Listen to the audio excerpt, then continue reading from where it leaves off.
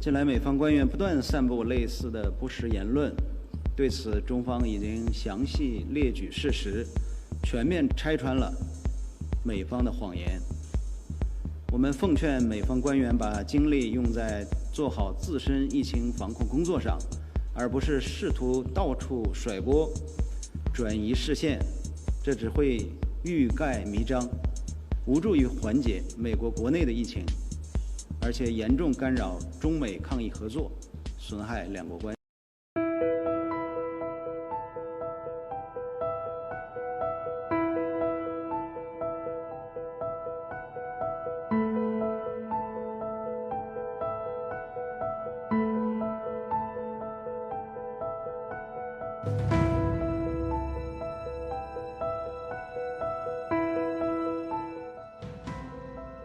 你娃的主要是打人骂来，洗脸冒金，拿人抱着我钱的，人爱管的，结果把这要，我操你！吓坏了，不要脸！这是我时候翻后听。我让你们来，我的。我的王八蛋！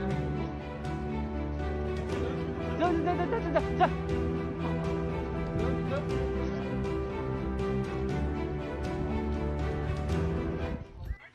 目前还没有完全解封，没有证件，有的地方还是进不了。看看有什么好工作。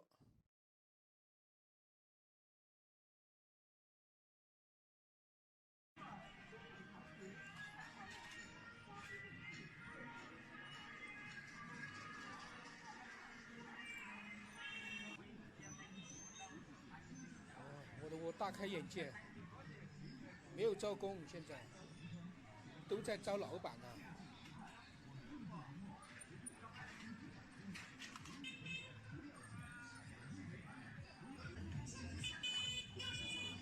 麻烦了，很多过来找工作的扑了个空。工作好，勤洗手，戴口罩，多量体温，多消毒哦。NP 蓝砖温暖下给您。出不去。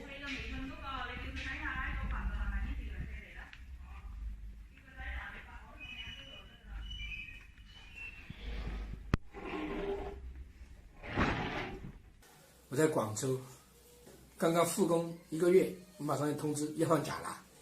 这个复工以来做出来的产品，现在是出不去。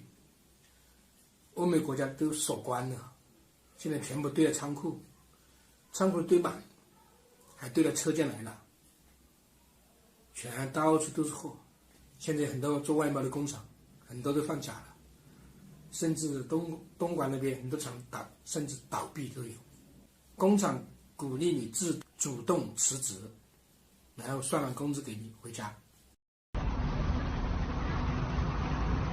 那前面谁拦我的？是你拦的还是他拦的？怎么了？啊？怎么了？交通法懂不懂？我知道你。我直行，他是出来，他是知道，我是主道，我正常行驶，他又不是警车，凭什么拦我？我凭什么要给他让道？这里边来回答我，你不知道吗？交通法懂不懂？不懂啊。不懂啊？你辅警，你一个辅警不懂交通法？不要动手啊！不，我看看你警号。哦，你看我，来，看。交通法都不懂，再在这里执勤，执什么勤啊？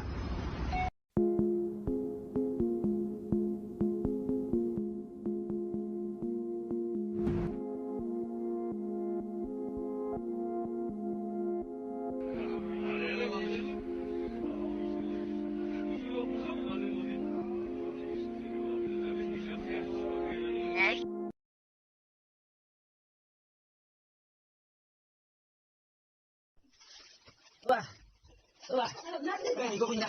来一个，来家，转正了，来家，来。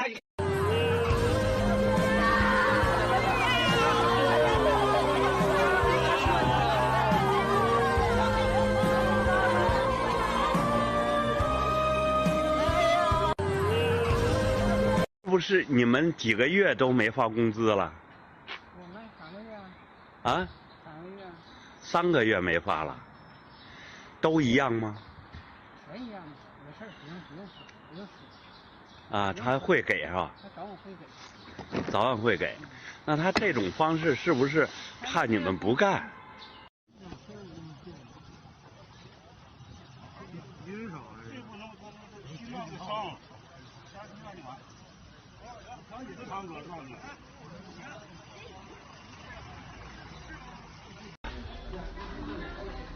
这是有点脚啊，像这样还是好啊。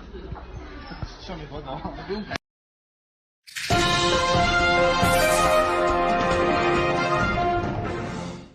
It's been 3 weeks since Chancellor Angela Merkel announced the initial restrictions on contact. Now they're being largely extended. Social distancing rules will remain in place until May 3rd. From May 4th, schools will gradually reopen.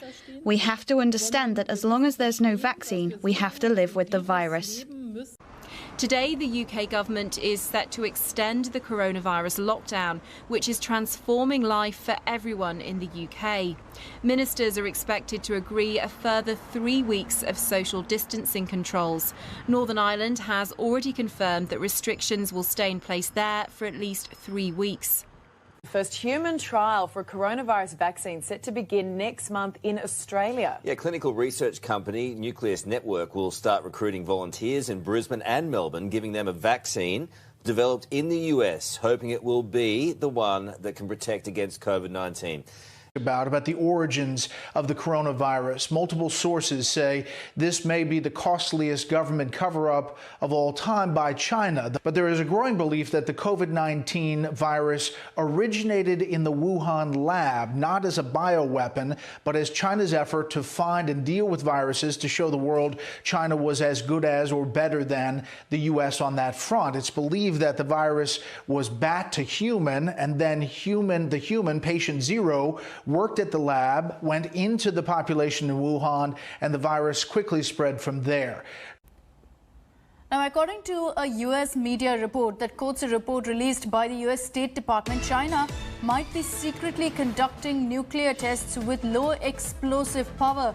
Now, this particular report has led to a lot of ripples, but it states that China might be, in fact, conducting nuclear tests without informing the world bodies. But I will tell you, more and more we're hearing the story, and we'll see. We are doing a very thorough examination of this horrible situation that happened. Go ahead.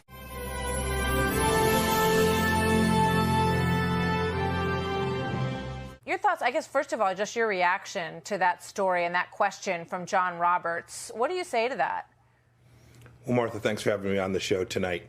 The mere fact that John had to ask the question, the mere fact that we don't know the answers, that China hasn't shared the answers, I think is very, very telling. To your point, President said that there are multiple sources. What we do know is we know that this virus originated in Wuhan, China. We know that there is the Wuhan Institute of Virology just a handful of miles away from where the wet market was. There's still lots to learn. You should know that the United States government is working diligently to figure this out. But what we really need, Martha, we really need the Chinese government to open up. They say they want to cooperate. One of the best ways they could find to cooperate would be to let the world in, to let the world's scientists know exactly how this came to be, exactly how this virus began to spread. And today you saw further evidence that there were days that went by from when the Chinese Communist Party, the leadership there, knew about this virus before they told the public writ large. That's dangerous. A lot of cases, a lot of movement, a lot of travel around the world before the Chinese Communist Party came clean about what really transpired there. These are the kind of things that open governments, democracies don't do. It's why there's such risk associated with the absence of transparency. We need it still today.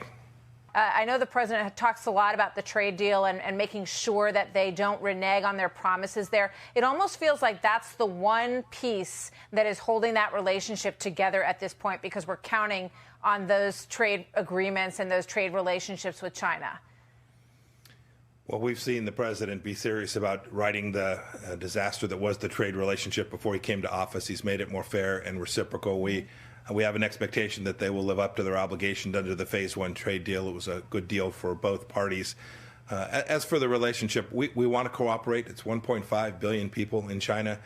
We want the Chinese people to be successful, but it requires leadership that's prepared to engage in the international community on a fair and reciprocal basis and to share information the way we expect every nation to do that. It doesn't appear that that happened here. The president talked about their data today, and he asked if anybody believed the numbers of deaths and the numbers of cases inside of China.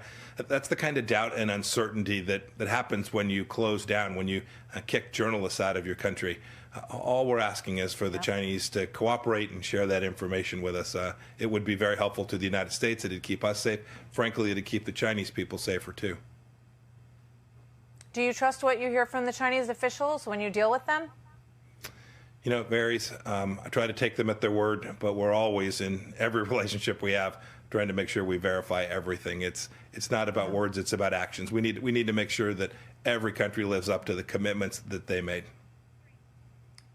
So I want to ask you about these cables, this story that came out a couple of days ago in the Washington Post by Josh Rogan that said that there were cables that were highlighting very big concerns about what was going on in these Wuhan labs, that they felt that there weren't enough people there given the highly contagious and dangerous materials that they were dealing with these bats and these viruses. They said that it was highly likely that a pandemic could result from how mishandled everything was there. What happened to those cables? Who received them in the State Department? Who went over them in the State Department 2 years ago? Martha, I appreciate you want to ask about that. I can't comment on the cables tonight. I can say this. This is a laboratory that contained highly contagious materials. We knew that. We knew that they were working on this program. Many countries have programs like this. And in countries that are open and transparent, they have the ability to control and keep them safe, and they allow outside observers in to make sure all the processes and procedures are right. I only wish that had happened in this place. We would know more about it, and we would know more about what has transpired there, if anything, today. Is that something that you're looking into? What happened with those bits of information and who followed up on them?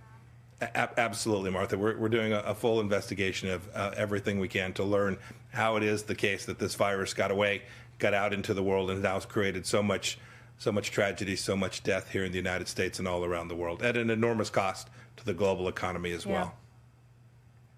I mean, one person who's obviously also very involved in World Health is Bill Gates. He takes issue with the American decision, the president's decision, to stop funding them, at least temporarily, until we get some answers on all of this. Here's what he said. Halting funding for the World Health Organization during a World Health crisis is as dangerous as it sounds. Their work is showing the spread of COVID-19, and if that work is stopped, no other organization can replace them. The world needs the WHO now more than ever. What do you say to that, given the president's decision? Well, what the world needs is an institution, an organization that actually delivers on the mission set, right? The thing the president caused the president to make this decision was the fact that the World Health Organization didn't do that. That for an awfully long time it said that there wasn't a pandemic. It delayed announcements about things that it knew inside of China that were going on. That's about politics, not science. We need a scientific organization that is engaged in the medical, epidemiological, and health work that it was designed to do. The president's now put a pause on funding. We're going to evaluate how best that this mission be executed, and it is designed to make sure we protect America and protect American taxpayers, too.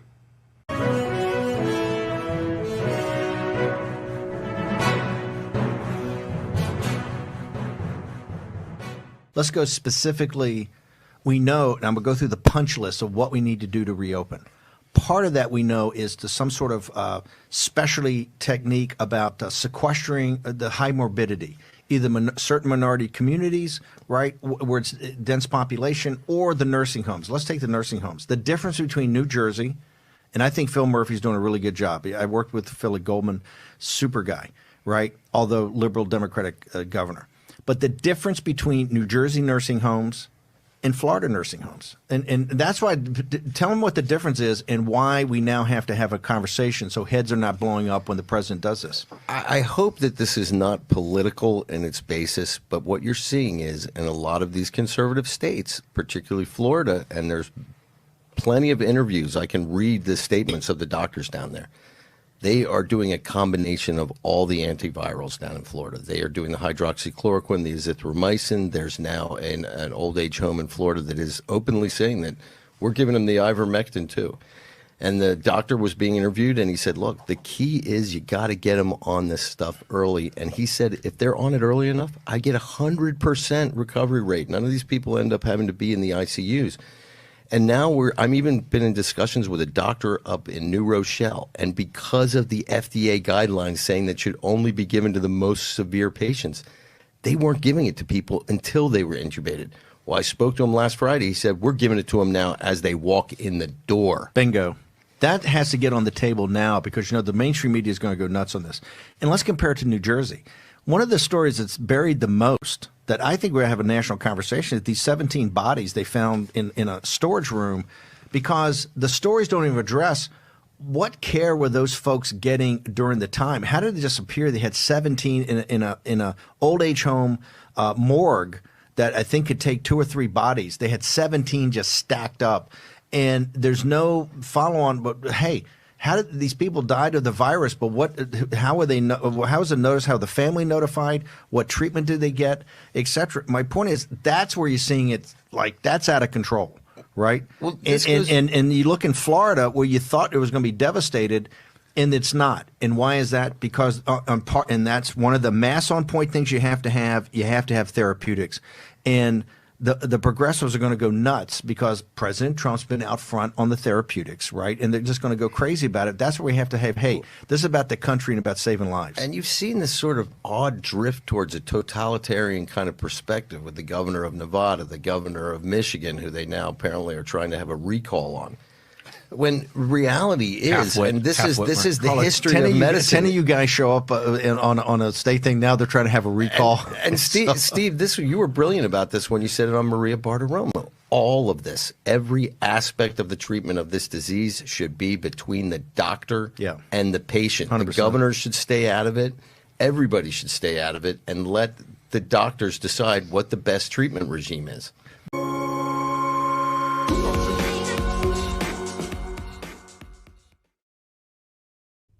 他这个接下来对欧洲的以欧制美，通过这个疫情，他会加速美国和欧洲，包括日本，它的联盟的全面合作。接下来出手的事情就是获利法案将从美国对共产党的合法的经济和司法系统的查封没收，扩展到美国的联盟。这个恰恰就是我们爆料革命想要的。这一天一旦开始，共产党没了，绝对没了，永远都不能再回来。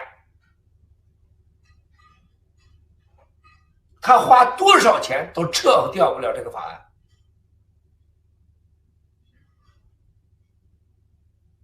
这个一旦开始，资本主义的资本家们闻到这血腥味儿，就像那饿了100天的鲨鱼闻到鲜血一样，让它停下来是不可能了。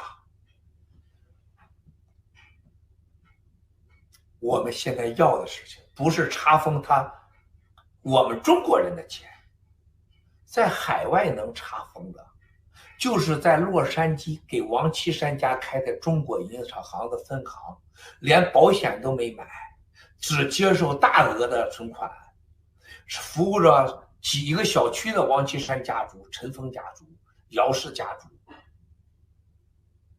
和在美国、在欧洲、在日本的打着共产党的国营的名义，像马云，还有什么蚂蚁金服、平安集团、保利集团、北方工业，包括在中东，中石油、中海油、中石化、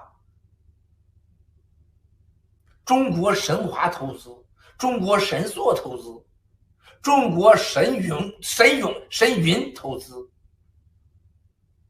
玩着人民币的战友们，这些钱呢，可是中国人这几十年的被盗出来的，打着国家的名义的血汗钱，没有一笔钱能查出是合法的。